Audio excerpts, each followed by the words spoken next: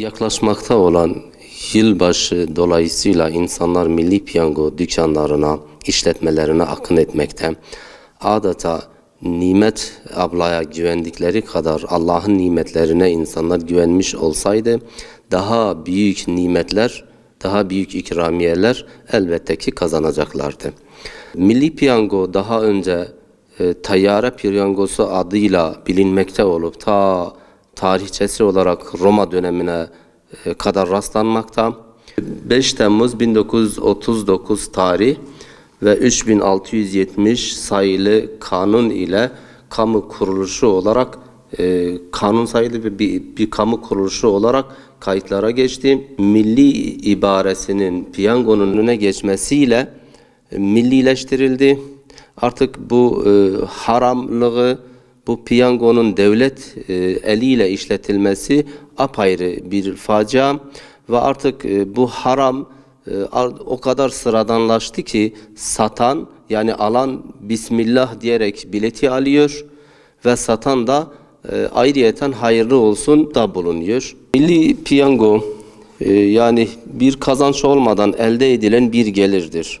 Ama dinde bunun hiçbir karşılığı yoktur. Dinde bir şeyin kazanç olabilmesi için tabii ki bir çabanın, bir enerjinin sarf edilmesi lazım. Ve bunu Diyanet İşleri Başkanlığı da yani piyangonun tanımını şöyle belirtmiştir.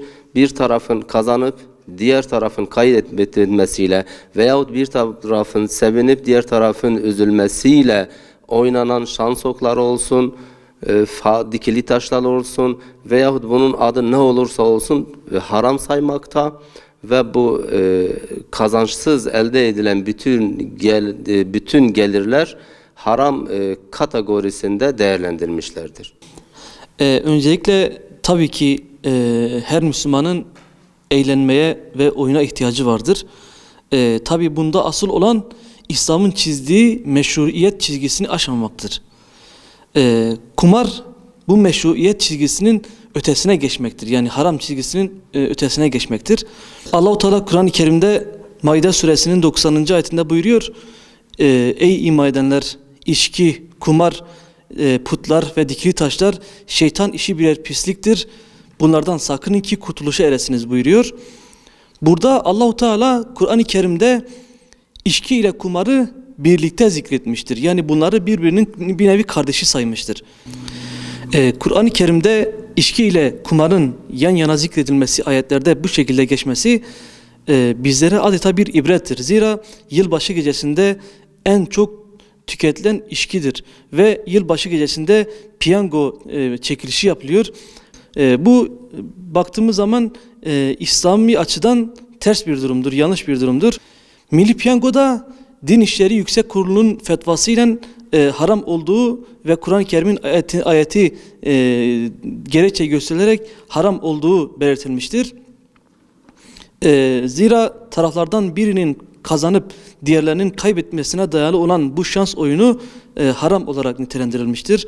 Milli piyango da bu hükümdedir. Yani yüz binlerce kişi o biletten alıyor, bazen milyonlarca kişi alıyor. Bunlardan 100-200 tanesi kazanırken diğerleri kaybediyor ve parası yok olup gidiyor.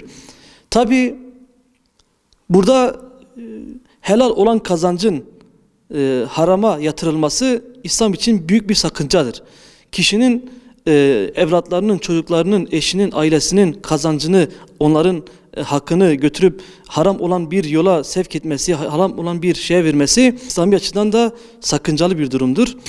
Diğer taraftan da bazıları şöyle diyor, ben milli piyangoyu kazanırsam fakirlere yardım edeceğim, sadaka dağıtacağım, hayır işlerinde kullanacağım şeklinde bir kelime kullanıyor. Bu da İslami açıdan kesinlikle doğru değildir. Zira haram olan bir şeyden sadaka verilmez. 20 trilyon da kazansa, 100 trilyon da kazansa bunu sadaka olarak veremez. Veyahut hayır işlerinde kullanamaz. Bu zira haram olan bir şeydir. Haram olan bir içkinin içine helal olan süt karıştırıldığı zaman onun haramlığının hükmü kalkmaz. Bu aynı şekilde kumarda da geçerlidir. İçkide de geçerlidir.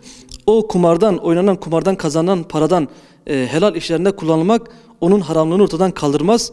Onun haramlığının hükmünü, onun günahını ortadan kaldırmaz. onlardan sadaka da verilmez. Maide suresinin 91. ayetinde Allahu Teala tekrardan buyuruyor. Diyor şeytan içki ve kumar ile sizin aranıza kin ve düşmanlık sokmak ister. Sizi Allah'ı anmaktan ve namazdan alıkoymak ister. Artık bunlardan vazgeçtiniz değil mi diyor.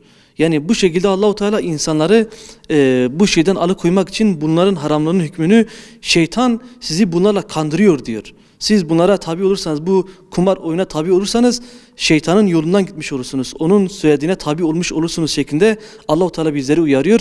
Sonuç olarak yılbaşına yaklaştığımız bu günlerde Müslümanların, Allah'a iman eden kimselerin içkiden, kumardan uzak durması gerekiyor. Nasıl ki içki içmek Allah'ın katında haram ise aynı şekilde kumar oynamak da Allah'ın katında haramdır. Müslüman nasıl içkiden uzak duruyorsa, içki içmekten kendini ve ailesini uzak tutuyorsa aynı şekilde milli piyangodan da kumar oyunlarına da kendisini ve ailesini uzak tutması gerekiyor.